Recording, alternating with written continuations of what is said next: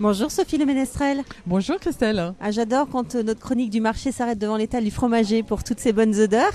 Alors aujourd'hui, on prend la direction de la Normandie pour parler d'un des fromages les plus célèbres de France, le camembert. Tout à fait, parce que c'est la saison du camembert. En fait, le printemps, les vaches sortent des étables. C'est la saison de l'herbe nouvelle, des pâturages fleuris. C'est la meilleure période pour profiter des fromages à affinage court qui vont donc bénéficier de ce lait beaucoup plus parfumé et beaucoup plus subtil.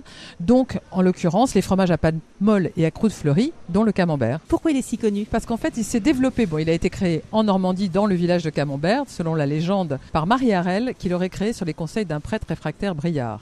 Mais ensuite, il s'est développé durant la seconde moitié du 19e siècle grâce à la construction de la ligne de chemin de fer Paris-Lisieux-Camp et aussi à l'invention de la boîte en bois de peuplier qui lui assure une meilleure conservation et une facilité de transport. Et c'est même un fromage qu'on distribuait dans les tranchées, là, chez les poilus ? Absolument. En fait, on l'a intégré en 1916 à la ration des poilus de la Première Guerre mondiale. Et donc, grâce à ça, le camembert est connu de la France entière. Quelle est sa carte d'identité au camembert ? Alors, c'est un fromage au lait cru de vache, parfois pasteurisé, à pâte molle, couleur ivoire à jaune clair, et à la croûte blanche. Et il est affiné à cœur avec une pâte lisse et souple. Bonjour, monsieur le fromager. Bonjour. Quelle est la différence entre vos camemberts ici qu'on voit ? Tout dépend de l'affinage en fait.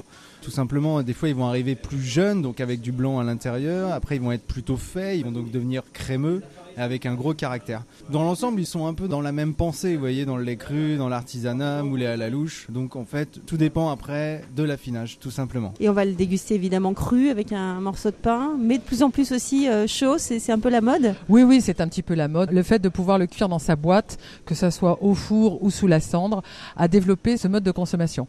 Mais surtout, je vais vous donner un accord qui est absolument magique. À votre avis, quelle est la meilleure alliance avec le camembert ? Je donne ma langue au chat. C'est le cidre. Il faut rester dans la région. Et si vous goûtez un camembert avec un verre de cidre, vous allez découvrir le paradis à la normande. Avec modération et tout ira bien. Exactement. Et pour tous ces conseils et tout ce qu'il faut savoir sur le camembert, rendez-vous sur votre site terroirdechef.com. Merci beaucoup Sophie, à bientôt. À la semaine prochaine.